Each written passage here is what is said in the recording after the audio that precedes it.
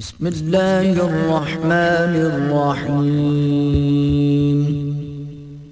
لقد جاءكم رسول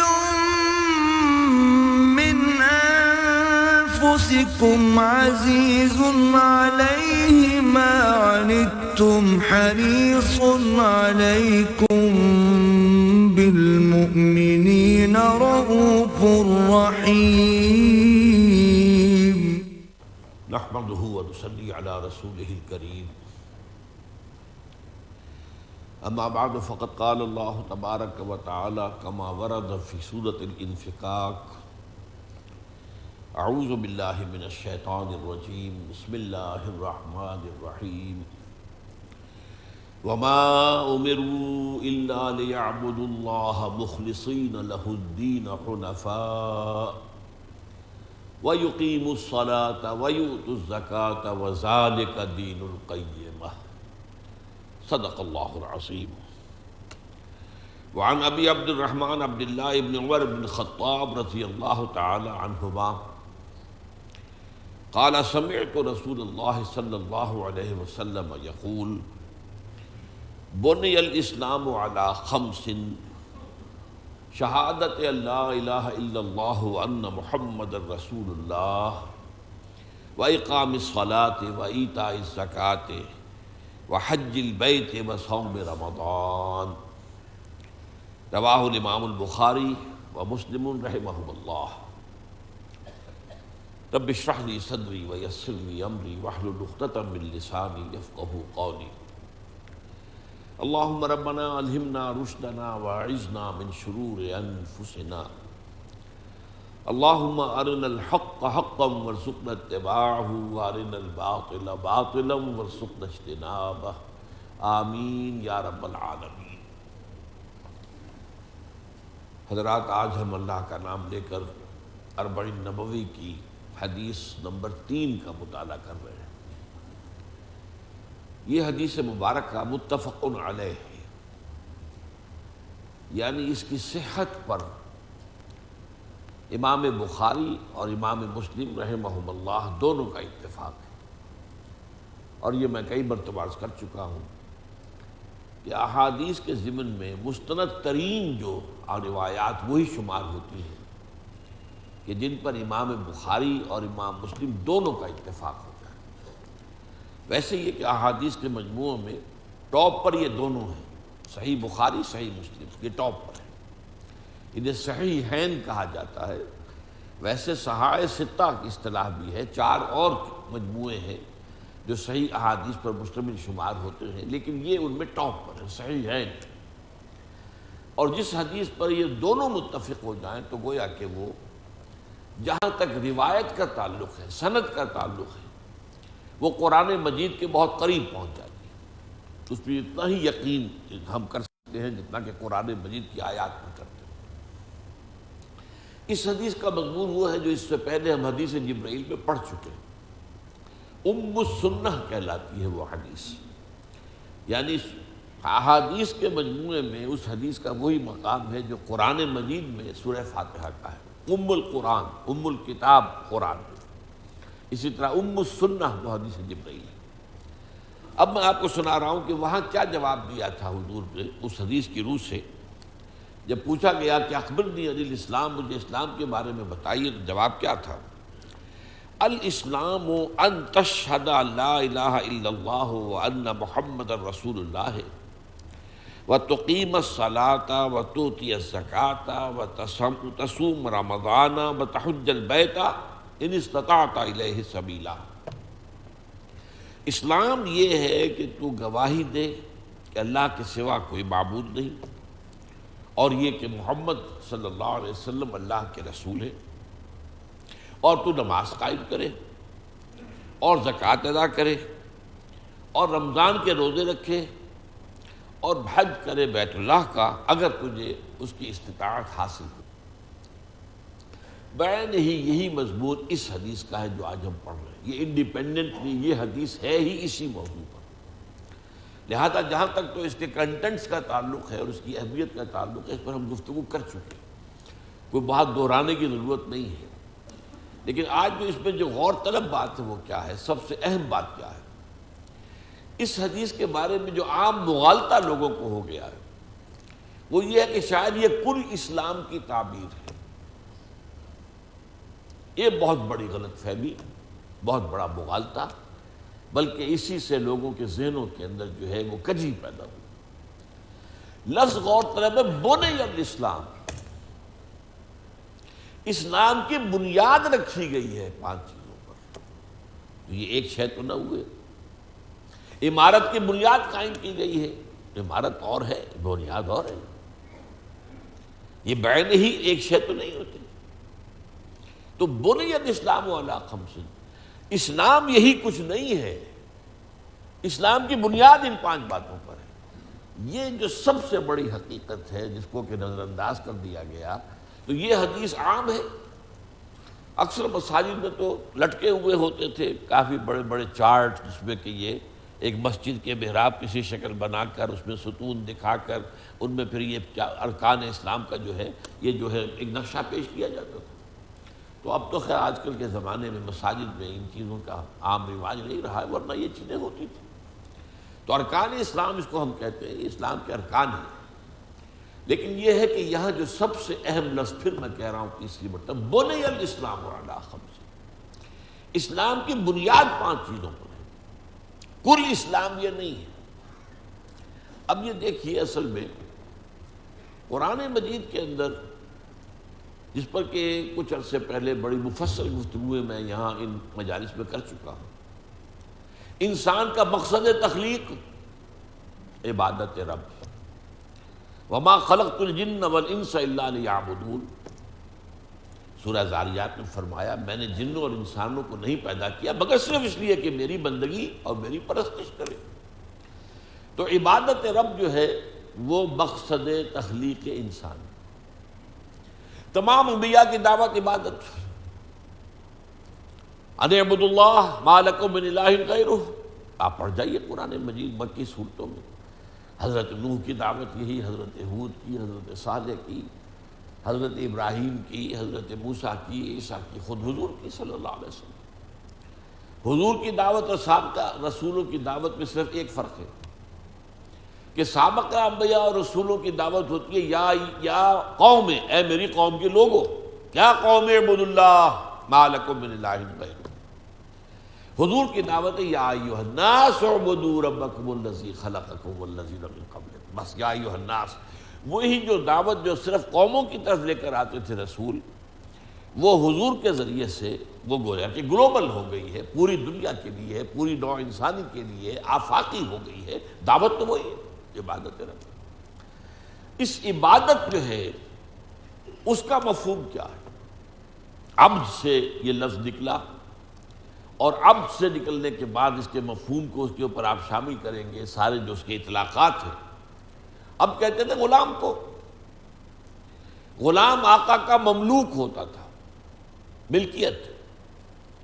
غلام جو ہے ملازم نہیں ہوتا تھا، ملازم تو ہوتا ہے چند گھنٹوں کے لیے، 8 گھنٹے کی ڈیوٹی ہے، 12 گھنٹے کی ڈیوٹی ہے، چلیے 8 گھنٹے 12 گھنٹے کے بعد تو پھر وہ ملازم آپ کا نہیں، فارغ۔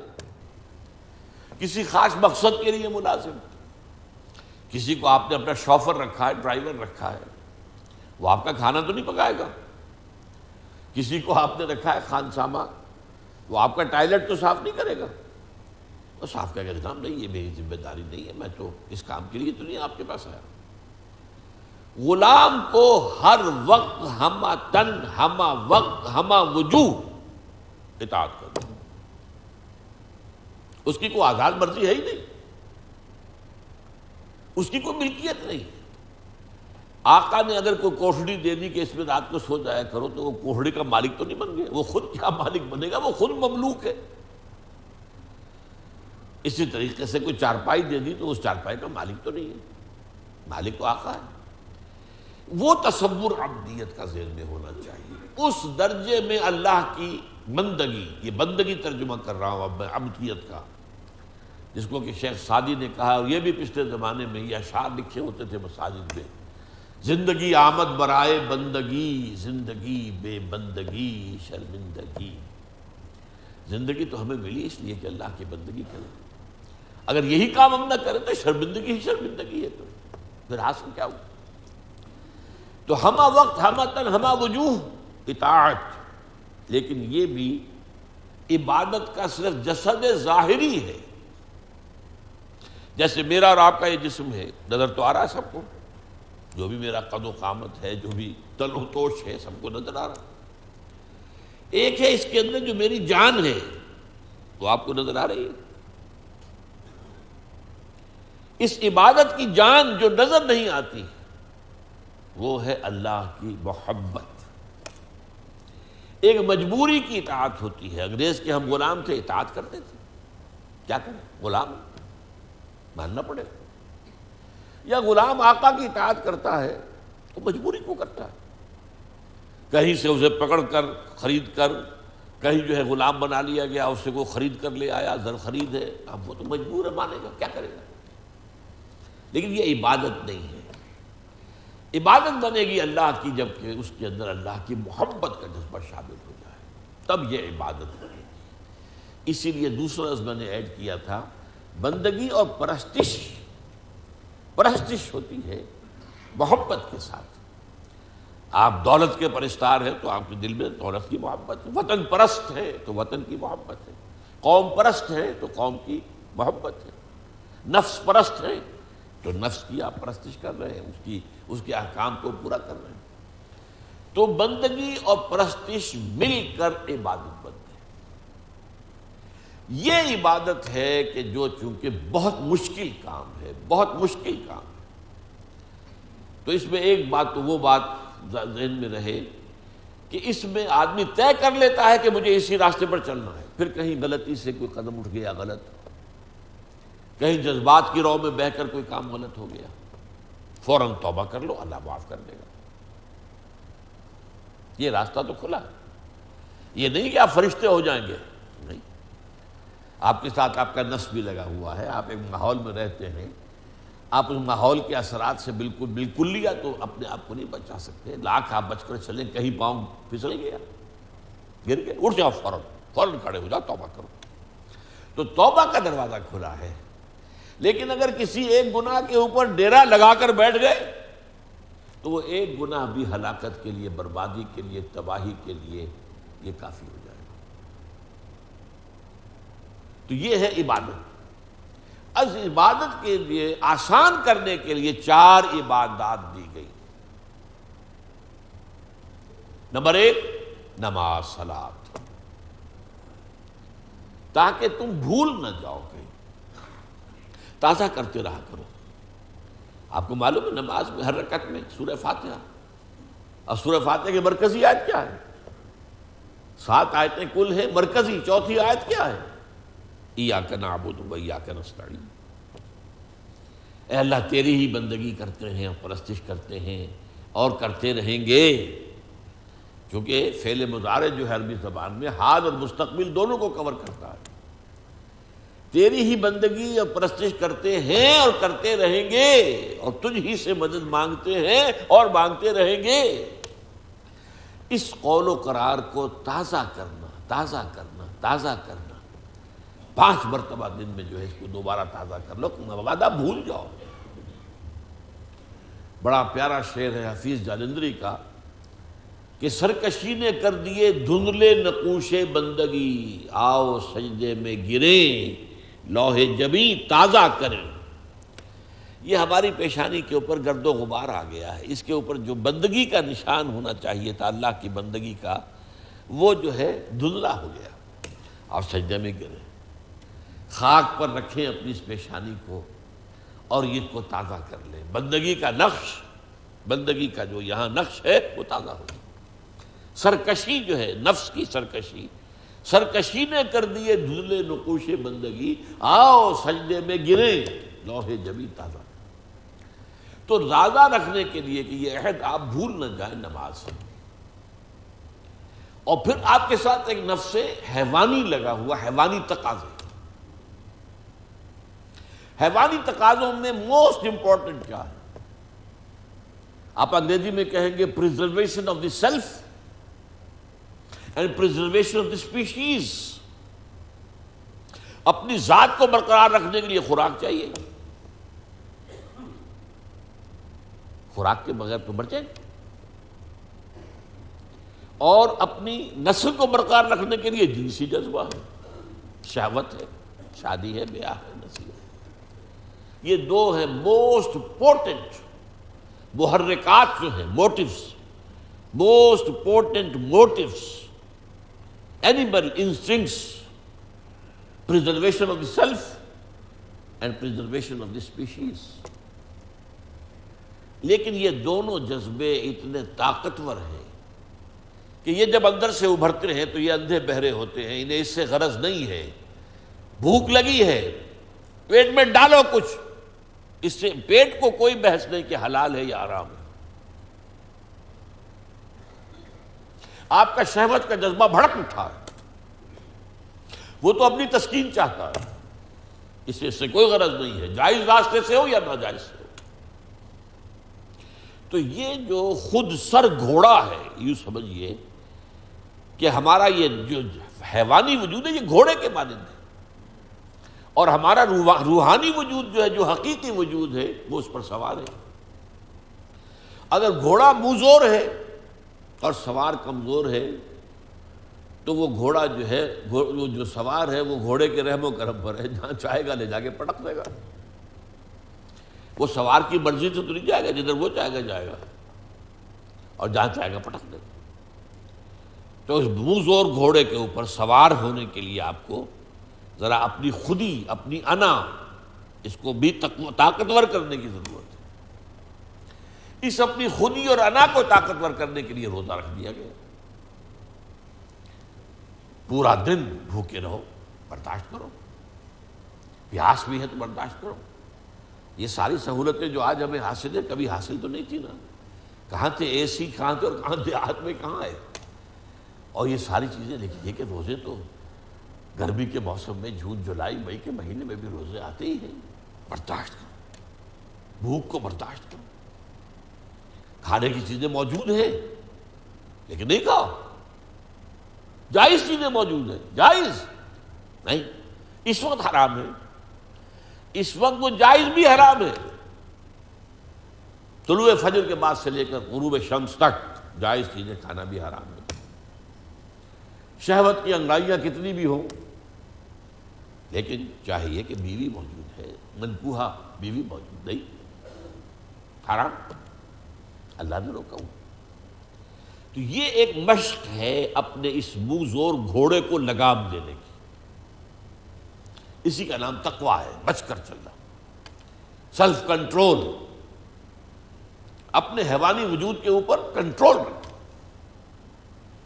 یہ نہیں کہ جو یہ حیوانی وجود کہے وہ کرنے لگو، پھر تو تم گھوڑے کے تابع ہو گئے۔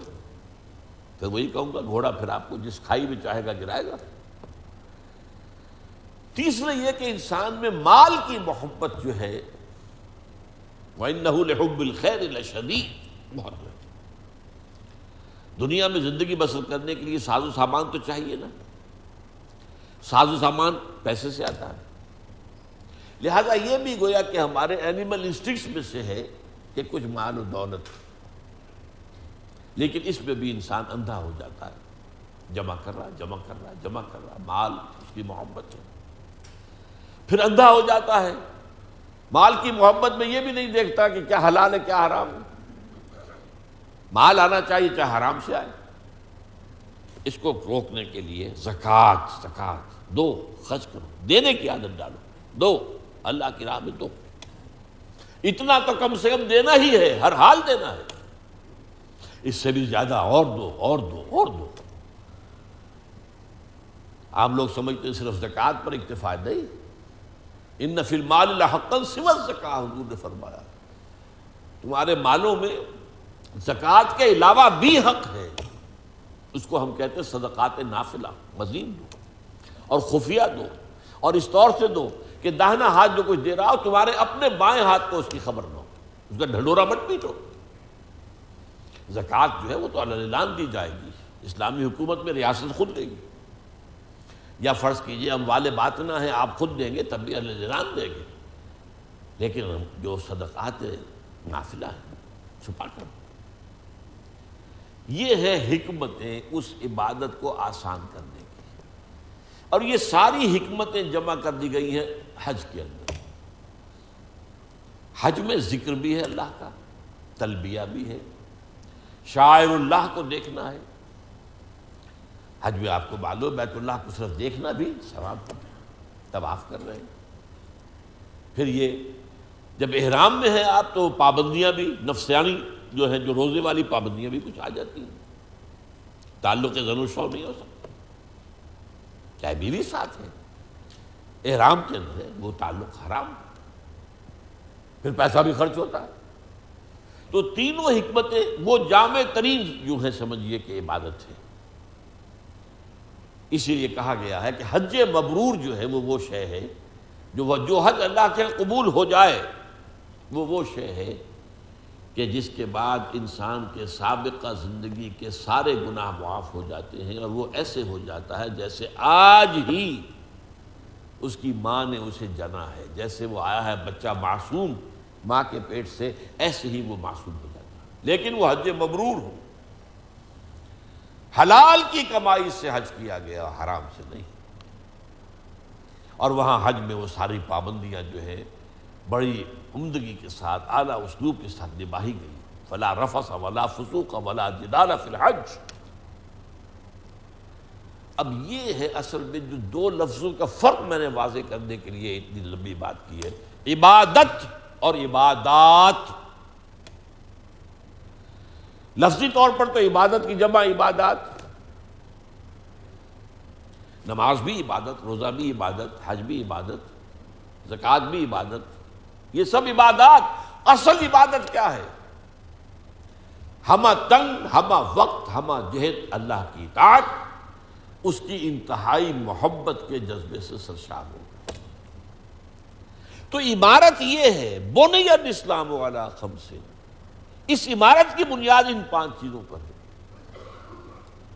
یہ 5 چیزیں جو ہیں یہ در حقیقت کوئی عمارت نہیں ہے، جو میں نے شروع میں بات آپ سے عرض کی تھی کہ اس حدیث کے اندر جو کانٹے کا لفظ ہے، جو اہم ترین لفظ بنیا، عمارت جو ہے وہ بنیاد کے اوپر اٹھائی گئی، عمارت اور ہے بنیاد اور ہے۔ ان کو ایک سمجھ لینا خلط مبحث ہے، یہی ہماری غلط فہمیوں کا، مغالطوں کا، گمراہیوں کا سبب بن گیا۔ ہم نے سمجھ لیا بس دین نام ان چیزوں کا، دین تو نام ہے بھائی اللہ کی پوری ہمہ تن، ہمہ وقت، ہمہ جہد، بندگی، غلامی، اس کی محبت سے سرشار ہو کر۔ ہاں غلطی ہو جائے توبہ کر لو، اللہ معاف کرے گا، عزم مصمم کے ساتھ کہ اب دوبارہ یہ کام نہیں کروں گا، اور صحیح جو ہے پچھتاوا ہو، پشیمانی ہو، تو اللہ تعالیٰ کی تو بہت محبت ہے اپنے ان بندوں سے۔ موتی سمجھ کے شان کریمی نے چن لیے قطرے جو تھے میرے عرق انفعال کے، کبھی شرمندگی کے احساس کے تحت اگر پیشانی پر کوئی پسینے کے آ جائیں چھوٹے چھوٹے ننھے ننھے قطرے، تو اللہ کو تو وہ موتیوں کی طرح پسند ہے۔ اللہ کو یہ توبہ جو ہے بہت پسند ہے۔ تو اس اعتبار سے یہ نہیں ہے کہ آپ سے یہ کہا جائے کہ قطعاً ادھر سے ادھر پوری زندگی جو ہے وہ کوئی پاؤں ہلے ہی نہ، نہیں۔ کل بنی آدم خطاؤن وخیر الخطائین التوابون۔ خطا ہو جائے گی، غلطی ہو جائے گی، وقتی جذبات کے تحت آ کر، کسی جذباتی سیلاب کے راہ میں بہہ کر، یا کہیں کسی غلط ماحول میں کچھ عرصے رہے تھے، وہاں کے اثرات پڑ گئے، تو اس جو بھی کچھ ہو گیا آپ سے غلطی سرزد ہو گئی، لیکن اس سے فوراً توبہ کر لے، اللہ معاف کر دے گا۔ بلکہ اس کے لیے لفظ واجب استعمال کیا گیا سورہ نساء میں، انما التوبۃ علی اللہ للذین یعملون السوء بجہالۃ ثم یتوبون عن قریب۔ اللہ کے ذمے ہے، اللہ پاک واجب ہے اپنے اس بندے کی توبہ قبول کرنا جو جہالت میں، نادانی میں، جذبات کی راہ میں بہہ کر کوئی غلط حرکت کر بیٹھتا ہے اور پھر وہ توبہ کر لیتا ہے۔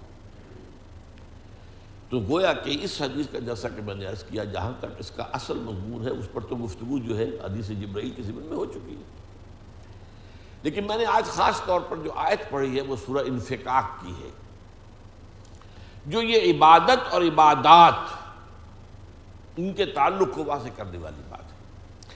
یہ جو 5 چیزیں ہیں بنی الاسلام علی خمس میں، ان میں پہلی چیز تو جیسا کہ میں نے بہت تفصیل سے بیان کیا ہے، یہ اسلام میں داخلے کی بنیاد ہے۔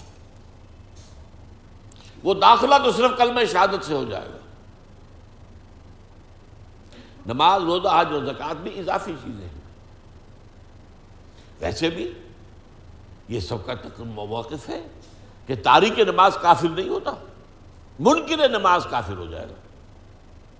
مانے ان چیزوں کو، لیکن عمل میں کمی ہے تو جو بھی ہوگا، مختلف فقہا کے نزدیک مختلف سزائیں ہیں، اس کی تعزیرات ہیں، ٹھیک ہے، لیکن یہ کہ کافر نہیں ہوگا۔ تو اگر آپ بوائل ڈاؤن کریں گے تو اسلام کی بنیاد تو صرف ایک چیز بنتی ہے، اور وہ کلمہ شہادت ہے، اشہد ان لا الہ الا اللہ واشہد ان محمد رسول اللہ۔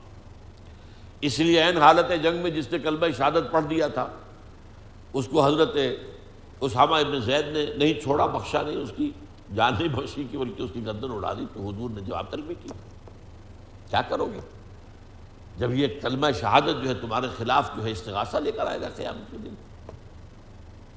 اور قرآن میں کہہ دیا گیا، اگر تم نکلو اللہ کی راہ میں جہاد کے لیے، اور کہیں تمہیں مل جائے کوئی شخص، فرض کیجئے کہ وہ کسی ایسے قبیلے کا ہے جو بحیثیت مجموعی کافر ہے، منکر ہے، مشرک ہے، لیکن وہ اپنے اسلام کا اظہار کرتا ہے، تو تم نہیں کہہ سکتے لست مومنا، تم مومن نہیں، تم کون ہوتے ہو؟ تم تو دل کے ہاتھ کو نہیں جانتے۔ تو بوائل ڈاؤن کر کے میں اس کو عرض کر چکا ہوں کہ اسلام میں داخلے شامل رہنے کے لیے بنیاد تو وہ صرف کلمہ شہادت رہ جاتا ہے۔ البتہ یہ جو آیت میں نے سنائی آپ کو، اس میں یہ واضح ہو جاتا ہے، یہ 4 عبادات، ان میں سے 2 کا خاص طور پر ذکر ہوتا ہے۔ چنانچہ حدیث معاذ کے اندر بھی پھر 2 کا ذکر آیا ہے، نماز اور زکوٰۃ کا۔ اور سورہ توبہ کی ابتدائی 6 آیات میں بھی میں آپ کو بتا چکا ہوں 2 چیزوں کا ذکر آیا۔ جب یہ کہہ دیا گیا تھا کہ اب صرف 4 مہینے کی مہلت ہے، اس کے دوران مشرکین عرب جو ہیں، بنی اسماعیل، امیین، یا تو اسلام لے آئیں ورنہ قتل عام ہو جائے گا۔ تو ان کی علامت کیا ہوگی؟ اگر وہ نماز قائم، اگر وہ توبہ کریں اور نماز قائم کریں اور زکوٰۃ ادا کریں۔ 2 چیزیں جو ہیں وہ وہاں بھی بیان ہوئی، اور 2 ہی چیزیں حدیث معاذ کے اندر آئی۔ لیکن یہاں پر جو ہے آپ سمجھ لیجیے 4 چیزیں ہیں۔ وَمَا أُمِرُوا إِلَّا لِيَعْبُدُوا اللَّهَ مُخْلِصِينَ لَهُ الدِّينَ حُنَفَاءَ۔ اور انہیں نہیں حکم ہوا، یہ دین کا خلاصہ ہے، دین کی تعلیم کا، انہیں نہیں حکم ہوا تھا مگر اس بات کا کہ اللہ کی عبادت کریں، بندگی جمع پرستش کریں، اسی کے لیے اپنی اطاعت کو خالص کرتے ہوئے، اور قائم کریں نماز کو، اور ادا کریں زکوٰۃ۔ ذالک الدین القیمہ، یہ ہے ہمیشہ کا قائم دین، دین جو ہے انہی چیزوں پر قائم رہے گا۔ تو معلوم اصل عبادت کچھ اور ہے، اور یہ عبادات اس کے ساتھ سپورٹ کرنے کے لیے، جیسے چھت کے نیچے 4 ستون۔ اب فرض کیجئے چھت ہے ہی نہیں تو ستون کھڑے ہوئے، آپ کو کیا معلوم ہوگا یہ کیا پاگل پن ہے، کس نے بنائے یہ، کس لیے بنائے؟ بڑی تلخ بات کہہ رہا ہوں۔ آج ہمارے ذہنوں سے جب وہ چھت ہے اسلام، عبادت، وہ ذہن سے نکل گئی، ان ستونوں کی حیثیت کیا ہے؟ یہ صرف رسومات بن کر رہ گئے، ریچولز رہ گئی، روح اذاں رہ گئی، رسم اذاں روح بلالی نہ رہی۔ نماز، روزہ و قربانی و حج یہ سب باقی ہے، تو باقی نہیں۔ تو بغیر چھت کے ستون بھائی کس لیے؟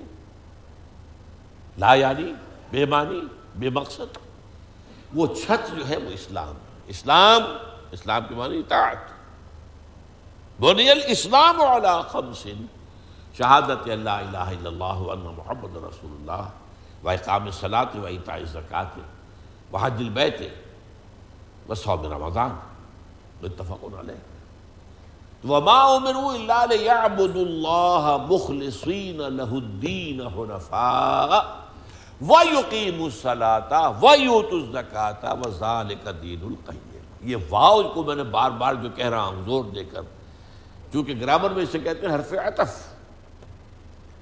حرف عطف میں اور تو، اور بیچ میں جو اور آ گیا تو میں اور ہوں، تو اور ہے، اسے کہتے ہیں مغایرت۔ حرف عطف جو ہے وہ مغایرت ثابت کرتا ہے۔ قلم اور پینسل، تو قلم اور ہے پینسل اور بیچ میں آ گیا معاہدت ہوگی. تو یہ اصل عبادت کچھ اور ہے. وما امروا الا ليعبدوا الله مخلصين له الدين حنفاء ويقيموا الصلاة ويؤتوا الزكاة وذلك دين القيم. یہ تصور جو ہے اگر عام ہو جائے تو واقعہ یہ ہے کہ امت کی بہت بڑی اصلاح ہو جائے گی. لیکن اگر یہ تصور ہی ذہنوں کے اندر نہیں ہے تو پھر یہ ریچولز ہیں، رسومات ہیں. یہ رسومات تو چل رہی اتنے بڑے پیمانے پر ہو رہی ہیں.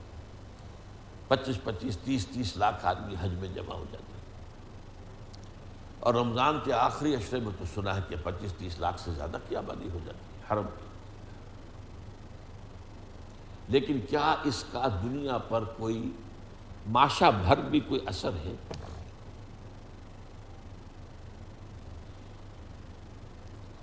دنیا جس رنگ میں چل رہی ہے. ہماری رسومات ہیں، ہماری بڑی بڑی تقریبات ہیں. جیسی عالی شان مساجد، یہ تو بیچاری ٹھیک ہے، ایک یوٹیلیٹی کا آپ کہیں گے اس کو کہ عمارت ہے یہ، لیکن جو عالی شان عمارتیں مسجد کی بن رہی ہیں آج کل مساجد، وہ تو وہی ہے جس کے بارے میں کہ حضور کی ایک حدیث جو ہے بہت ہی لرزا دینے والی ہے. یوشک ان یاتی علی الناس زمان، اندیشہ ہے کہ لوگوں پر ایک زمانہ ایسا بھی آ جائے گا، لا یبقى من الاسلام الا اسمہ، اسلام میں سے اس کے نام کے سوا کچھ نہیں بچے گا. ولا یبقى من القرآن الا رسمہ، قرآن میں سے بھی اس کے رسم الخط کے سوا کچھ نہیں بچے گا. مساجدہم عامرۃ، ان کی مسجدیں آباد ہوں گی. وہی خراب من الہدی، ہدایت سے خالی ہوگی. اور سخت ترین بات، علماؤہم شر من تحت ادیم السماء، ان کے علماء آسمان کی چھت کے نیچے کی بدترین مخلوق ہوں گے. من عندہم تخرج الفتنہ، ان کے پاس سے ہی فتنہ برآمد ہوگا. فتنہ، فلاں کے خلاف فتویٰ، فلاں کے خلاف فتویٰ، فلاں کے خلاف فتویٰ، فلاں کے خلاف فلاں یہ فلاں وہ، فرقے بازی، ایک دوسرے کے اوپر فتوے. من عندہم تخرج الفتنۃ وفیہم تعود، انہی میں لوٹ کر آ جائے گا فتنہ. یہ بدترین زمانے کی پیشن گوئی کی ہے محمد رسول اللہ صلی اللہ علیہ وسلم، جس کے آثار ہم دیکھ رہے ہیں. تو در حقیقت یہ جو ہمارے ہاں عبادات کو اصل دین سمجھ لیا گیا، اور اصل عبادت اصل اسلام، بنی الاسلام علی خمس، یہ بنی کا لفظ میں نے کہا تھا اہم ترین ہے. اب اور دو باتیں اور نوٹ کر لیجیے. یہ جو 4 چیزیں ہیں، نماز، روزہ، حج اور زکوٰۃ، یہ گویا کہ 4 ستون بھی ہیں جس پر عبادت کی چھت، اسلام کی چھت پڑی ہوئی ہے. لیکن انسان کی روحانی ترقی کا راستہ بھی یہی ہے. یہ صرف ایک قانونی شرط پوری کرنے والی چیزیں نہیں. اسی میں خشوع اور خضوع نماز کے اندر ہو جائے تو اور کیا چاہیے. اگر روزے کی حالت کے اندر انسان صرف کھانے پینے سے نہ، بلکہ کوئی جھوٹی بات نہ نکلے زبان سے، کوئی کسی کے لیے کوئی برا کلمہ نہ نکلے زبان سے، اگر اس کنٹرول کے ساتھ روزہ رکھا جائے، وہ ایک روحانی ترقی کا ذریعہ ہے. زکوٰۃ کے علاوہ صدقات دیے جائیں. یہاں تک کہ پوچھا گیا کہ یسألونک ماذا ينفقون قل العفو، پوچھتے کہ کتنا خرچ کریں اللہ کی راہ میں، کتنا دیں. کہہ دیجئے جو بھی تمہاری ضرورت سے زائد ہے دے ڈالو، مت رکھو، ڈونٹ ریٹین. یہ ذرا ایک مسئلہ تھوڑا سا ہے، باریک سا کہیں مغالطہ نہ ہو جائے. اپنے پاس پیسہ رکھنا، دولت رکھنا حرام نہیں ہے. حلال ذریعے سے کماؤ. اب جو کچھ آ گیا ہے اسے اللہ کا فضل سمجھو. اور اعلیٰ روحانیت تو یہ ہے کہ اس میں سے صرف اپنی ضروریات کی حد تک اپنا حق سمجھو، باقی اللہ کی راہ پہ دے دو.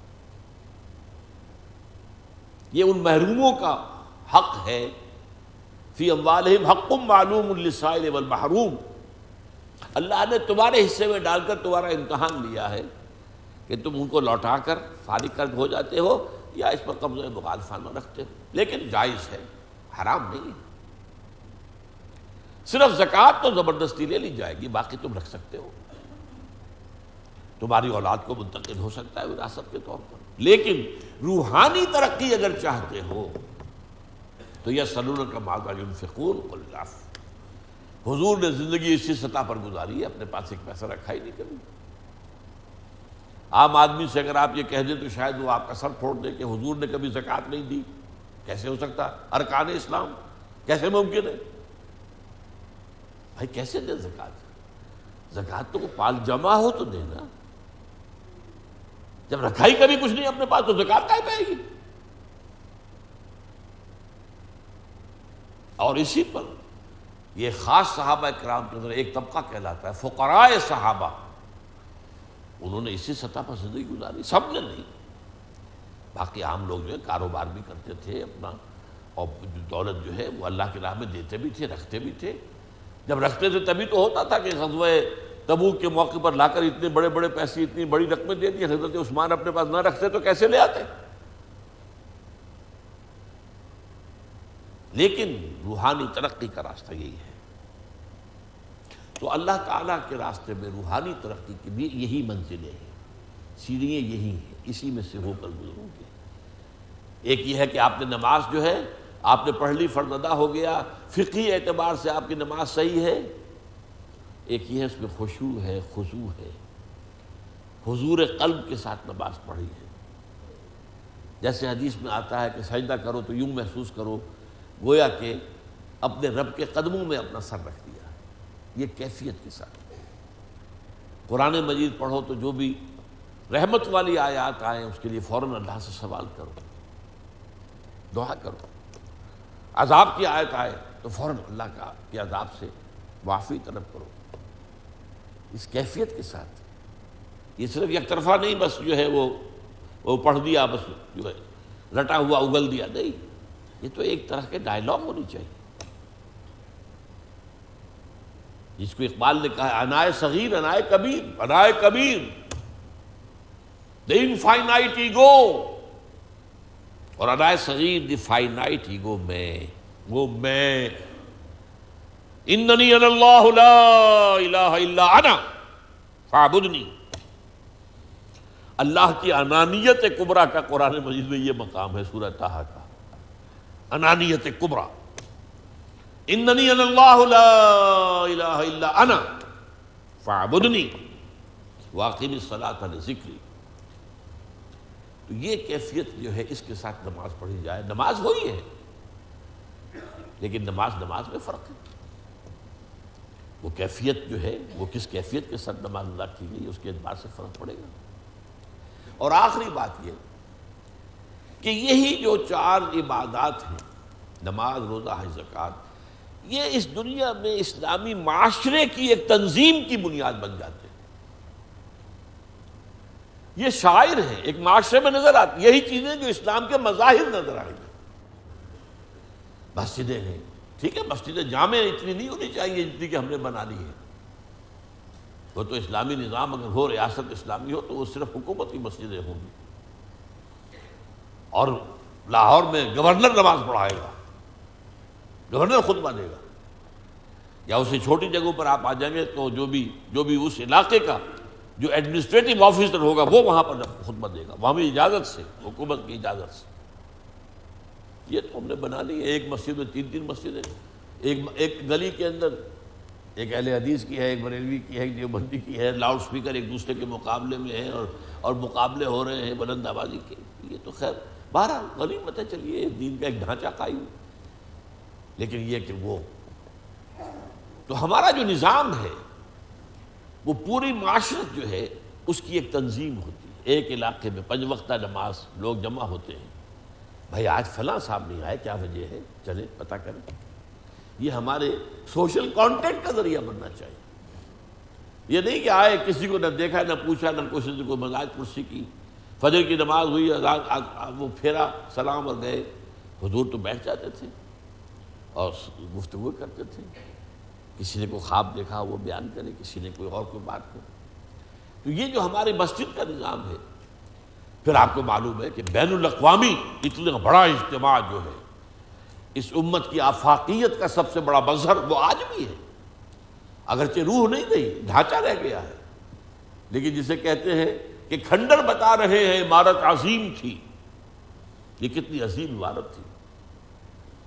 وہاں پر آ کر مالکم ایکس جو ہے امریکہ کا بہت بڑا لیڈر، آنکھیں کھلی کی کھلی رہ گئی کہ میں نے دنیا بھر میں کہیں یہ منظر دیکھا ہی نہیں، کالے گورے پیلے لال ہرے سب جو بھی ہے وہ سب ایک جگہ پر ہے، اور اتنا امن ہے، کوئی جھگڑا نہیں، کوئی لڑائی نہیں، کوئی فساد نہیں۔ یہ نقشہ وہاں نظر آتا۔ تو یہ حدیث جو ہے ایک طرف یہ اسلام کے عبادت اور عبادات کے تعلق کو واضح کرنے والی ہے۔ بنی الاسلام علی خمس، شہادت لا الہ الا اللہ وان محمد رسول اللہ واقام الصلاۃ وایتاء الزکوٰۃ وحج البیت وصوم رمضان۔ نمبر 2، یہی 4 عبادات جو ہیں انسان کی روحانی ترقی کا بھی زینہ ہے۔ نمبر 3، یہی 4 عبادات جو ہیں وہ اسلامی معاشرے کے شاعر بن کر ایک خاص رنگ میں، ایک نئی تہذیب جو ایک رنگ ہے جو معاشرے میں پیدا ہوتا ہے، اس کی تنظیم، یہ اس کی بنیاد فراہم کرتی ہے۔ فصلی اللہ تعالی علی خیر خلقہ محمد وبارک وسلم تسلیما کثیرا کثیرا۔